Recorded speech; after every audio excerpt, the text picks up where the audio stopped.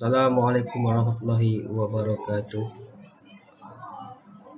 Yang dihormati pensyarah Major Nozilah binti Haji Aziz sebagai pensyarah subjek VKMP 1021. Saya Nur Asmawi bin Othman, nombor matrik 282426. Saya daripada kumpulan 16 yang diberi tajuk penggunaan peralatan jamuan mengikut majlis atau acara, iaitu penggunaan cutlery.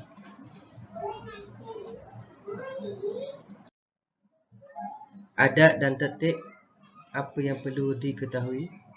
Yang pertama, perlu mengetahui tertib dan adab terutamanya ketika menghadiri majlis formal. Perlu juga mengetahui serta belajar aturan ketika menggunakan cutlery sebelum atau selepas. Perlu ketahui susun atur hidangan makanan. Perlu mengetahui bila cue apabila hendak mula makan. Perlu mengetahui tertib dan adab ketika mula nak makan dan juga selepas selesai makan. Welcome drink adalah minuman yang biasanya dihidangkan sebelum majlis bermula, seperti jus buah, ataupun di negara barat dia biasanya dihidangkan dengan minuman koktail. Hanya beberapa jenis minuman saja yang dihidangkan seperti saya terangkan tadi. Dilarang sama sekali untuk memesan minuman selain yang dihidangkan. Jadi tujuan welcome drink ini dihidangkan adalah supaya para tetamu boleh bersuah kenal tanpa rasa janggal, di mana dia boleh bersembang sambil minuman di tangan. Minuman ini tidak digalakkan untuk dibawa ke meja makan. Dia boleh letakkan sahaja gelas ni di meja-meja kecil yang disediakan di kiri dan kanan dewan, kerana di meja makan dia akan dihidangkan dengan minuman lain. Tata cara penggunaan perkakasan cutlery. Yang pertama, hidangan ala barat lebih banyak menggunakan cutlery, bermula dari starter sehingga ke dessert. Terdapat pelbagai jenis sudu, garpu, pinggan, piring, gelas di atas meja mengikut susunan makanan yang dihidangkan. Jadi cutlery ini adalah satu alatan. Jadi dia tidak boleh diambil sebagai cermata lah untuk kita bawa balik ke rumah. Tidak boleh membelek-belek cutlery seperti memegang, mengangkat dan meletakkannya ketika berbual dengan tetamu yang lain. Jadi masa bersembang kita tidak boleh untuk meneliti garpu, sudu ataupun alatan-alatan cutlery lain yang berada di atas meja ketika bersembang. Sebab itu tertib dia. Ketika menggunakan napkin ni akan diletakkan di atas meja, dan selanjutnya napkin ni akan dibentuk seperti swan ataupun lipatan-lipatan yang kreatif yang lain, bentuk kipas, bentuk bunga dan sebagainya lah. Kegunaan utama napkin adalah untuk mengelak makanan dari mengotorkan pakaian anda. Penggunaan kedua napkin adalah untuk menggunakan bahagian hujung napkin untuk mengelap mulut. Biasanya orang akan gunakan hujung napkin tu dia untuk lap mulut, hujung bibir dan sebagainya lah. Jadi dia nampak tertib. Kegunaan ketiga napkin adalah dengan menggunakan sebahagian daripada napkin tersebut untuk menutup mulut ketika hendak mengeluarkan sesuatu dari mulut. Jadi nampak sopan lah. Dia tutup mulut dengan napkin tu, jadi dia boleh keluarkan makanan ataupun contohnya sisa-sisa tulang ke kan. Jika napkin jatuh ke lantai, dilarang sama sekali untuk merokok dan mengambil sebaliknya kita nak memanggil pelayan untuk meminta napkin yang baru.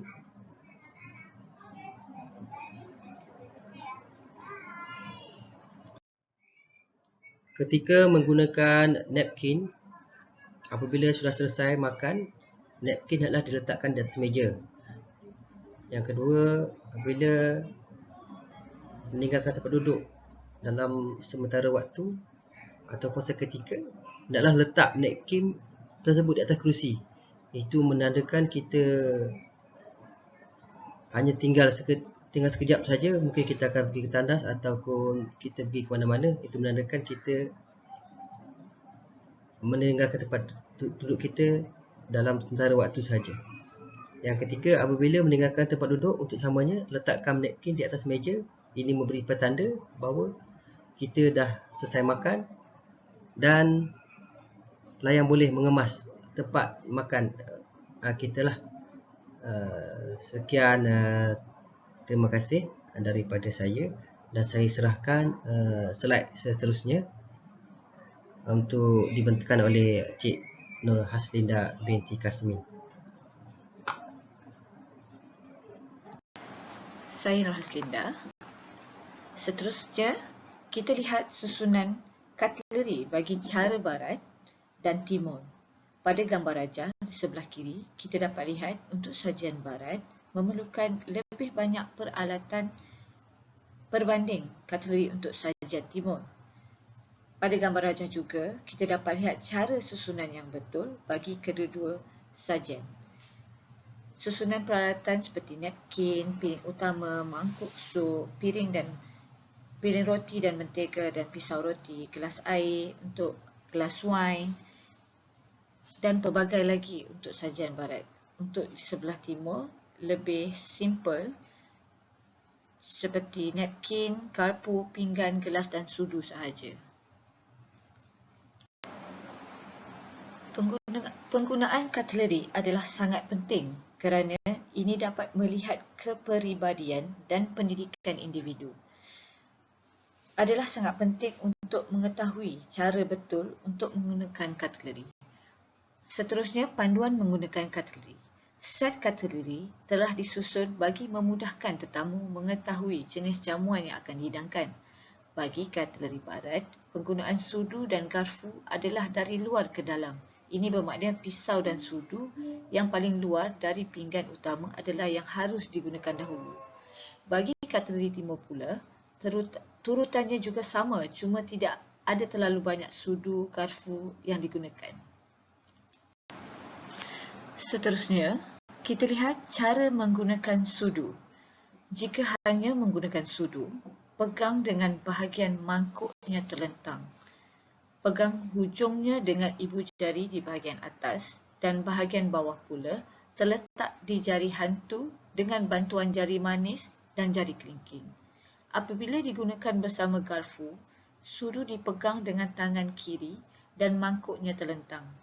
Apabila menggunakan sudu tanpa pisau atau garpu, pegang dengan bahagian mangkuknya terlentang ke atas. Cara menggunakan garfu. Jika hanya menggunakan garfu, pegang dengan bahagian cabangnya terlentang. Pegang hujungnya dengan ibu jari di bahagian atas dan bahagian bawah pula terletak di jari hantu dengan bantuan jari manis dan jari kelingking. Apabila digunakan bersama pisau, garfu dipegang dengan tangan kiri dengan cabangnya terlangkup. Apabila menggunakan garfu tanpa pisau, pegang dengan bahagian cabangnya terlentang ke atas. Seterusnya, kita lihat cara menggunakan pisau. Pisau dipegang dengan tangan kanan dengan pangkalnya berada di dalam tapak tangan dengan ibu jari berada di tepi, manakala jari telunjuk pula di bahagian atas. Jika pisau digunakan bersama garfu, pisau akan memudahkan garfu untuk mencucuk makanan. Seterusnya, saya serahkan kepada Emono. Terima kasih. Terima kasih saudari Nur Haslinda. Assalamualaikum dan salam sejahtera. Saya Imam Jahusa bin Stephen. Nombor metrik 282173 akan membentangkan slide saya iaitu cara meletakkan sudu, garpu dan pisau. Jika hanya ingin berhenti seketika, sudu, garpu atau pisau diletakkan dengan huruf T di tengah pinggan utama. Dengan cara ini, pelayan akan tahu bahawa anda telah bersedia untuk hidangan yang seterusnya. Jika telah selesai makan, kesemuanya dirapatkan dan diletakkan di sebelah kanan. Pinggan dengan cabang garpu dan mangkuk sudu diterentangkan. Dengan cara ini, anda telah memberi signal kepada pelayan untuk mengemas tempat makan anda. Seterusnya, cara menggunakan gelas. Sekiranya dihidangkan minuman keras dan anda tidak meminumnya, jangan ditelungkupkan gelas yang telah disediakan. Menyedari pelayan membawa minuman beralkohol, memadai hanya menutup saja gelas dengan jari anda. Jika pelayan membawa minuman biasa, biarkan pelayan mengisi air ke dalam gelas itu. Pelayan akan sentiasa mengisi air ke dalam gelas, biarkan saja. Jika gelas tidak digunakan, biarkan pelayan mengambilnya. Seterusnya, tata cara makan ala barat. Sebagai permulaan, appetizer akan dihidangkan. Makan hidangan utama saja. Tinggalkan hiasannya. Appetizer biasanya dihidangkan dalam bentuk cocktail prawn, shrimp, atau mock seafood dengan sos tertentu. Gunakan garpu yang paling hujung. Setelah selesai, letakkan garpu berkenaan di atas piring sebelah kanan dalam keadaan terlentang. Ketika memakannya, garpu dipegang di sebelah kanan dan cara suapannya pula ialah dengan menghalalkan bahagian tajam ke bawah. Cara makan sup. Sudu sup diletakkan di sebelah kanan dan berbentuk bulat. Cara menyedupnya pula ialah dengan menghalalkan sudu dari anda dan keluar. Ini bagi mengelakkan bagi sup berkenaan menitik ke atas baju anda. Sekiranya perlu, anda boleh menambah garam atau lada hitam. Setelah selesai, biarkan sudu di dalam mangkuk sup. Bagi hidangan ikan pula, jika menu ikan dihidangkan dahulu sebelum dihidangkan makanan utama, limau disertakan jika ianya berbentuk bulat, perah dengan memegang kedua bucu limau dan cucuk bahagian tengahnya dengan garpu. Ini akan menyenangkan proses pengeluaran jus. Namun, jika limau yang dihidangkan dihiris nipis, maka ianya adalah untuk tujuan hiasan saja. Cutlery yang digunakan bagi set hidangan ini adalah pisau dan garpu. Setelah selesai makan, letakkan garpu dan pisau di pinggan kecil sebelah kanan dengan keadaan cabang garpu terlentang. Pisau dipegang di sebelah kanan dan garpu dipegang di sebelah kiri. Sekiranya perlu meninggalkan makanan, letakkan garpu dan sudu secara bentuk T di dalam pinggan utama. Dengan cara ini, pelayan tahu bahawa anda belum selesai makan. Terima kasih saudara Emo Joshua bin Stephen. Terlebih dahulu saya kenalkan diri saya Muhammad Rizwan bin Ma'asyim bernombor metrik 282319. Yang saya hormati Meja Bersarah Norzilah binti Haji Aziz serta rakan-rakan sekalian. Di sini saya terangkan hidangan steak. Jika hidangan daging steak cutlery yang digunakan adalah pisau dan garpu, pisau dipegang dengan tangan kanan manakala garpu dipegang dengan tangan kiri. Daging dipotong mengikut anggaran saiz mulut sahaja. Tidak terlalu besar dan tidak terlalu kecil. Suapkan ke mulut dengan garpu. Setelah selesai makan, letakkan garpu dan pisau di pinggan kecil sebelah kanan dengan keadaan cabang garpu terlentang. Sekiranya perlu meninggalkan makanan, letakkan garpu dan sudu secara bentuk T di dalam pinggan. Dengan cara ini, pelayan tahu bahawa anda belum selesai makan. Pencuci mulut pula, cutlery yang digunakan bagi hidangan ini adalah sudu yang bersaiz lebih kecil. Sudu ini kebiasaannya akan diletakkan di atas pinggan makan utama. Gunakan sudu kecil ketika mahu menikmati hidangan. Hidangan yang sering dihidangkan ialah aiskrim, tapai, puding atau kek. Suap ke mulut dengan saiz yang lebih sesuai. Buah-buahan pula, cutlery yang sesuai digunakan bagi hidangan ini adalah garpu yang bersaiz lebih kecil. Garpu ini kebiasaannya akan diletakkan di atas pinggan makan utama. Buah yang dihidangkan biasanya akan dipotong gunakan garfu untuk mencucuk buah dan suap ke dalam mulut. Jika buah yang dah boleh dipotong, seperti tembikai, potong dengan saiz yang lebih sesuai. Teh atau kopi. Jika pelayan membuat teh dan kopi, buat pilihan minuman panas yang dihidangkan selalu tidak dicampur dengan gula atau krima. Jika terlalu jauh, minta bantuan dari tetamu lain. Tuangkan gula dan krima sendiri. Iaitu gula dan krima akan disediakan di tengah meja. Jika pelayan meletakkan cawan bersaiz kecil, lebih kecil daripada saiz yang biasa dilihat, maka kopi akan dihidangkan. Jika pelayan meletak cawan yang bersaiz biasa, maka teh akan dihidangkan. Jika anda tidak minum teh atau kopi, memadai dengan hanya menghirup sedikit sahaja. Keluar dari meja pula. Jika berhasrat ingin keluar dari meja, tolak kerusi ke belakang dengan perlahan dan keluar dari sebelah kanan. Jika hanya keluar sementara, tolak semula kerusi ke tempat asalnya dan letak napkin di atas kerusi. Jika keluar terus, tolak semula kerusi ke tempat asalnya dan letak napkin di atas meja. Sekian slide daripada saya. Seterusnya saya serahkan kepada saudara Izul Ashraf bin Mazli. Sekian, terima kasih. Assalamualaikum. Saya Izul Ashraf bin Mazli, nombor matrik 282206. Terima kasih Cik Rozan kerana memberikan ruang dan peluang untuk kami membentangkan pembentangan ini. Antara perkara yang perlu dielakkan ialah jika berhasrat hendak mengeluarkan sisa makanan dari dalam mulut seperti mencungkil, lakukan dengan mengangkat napkin dan menggunakan untuk menutup mulut. Jika tidak selesa, bergerak ke tandas dan lakukan di dalam tandas. Cuba untuk elakkan sendawa kekenyangan. Namun, jika terlepas ucap excuse me. Jika tidak boleh tahan, gunakan napkin untuk menutup mulut. Jangan ambil sebarang barang di atas meja sebagai cenderahati. Hanya ambil doll, gift saja jika ianya disediakan oleh pihak majlis. Jangan bercerita tentang makanan yang telah dinikmati.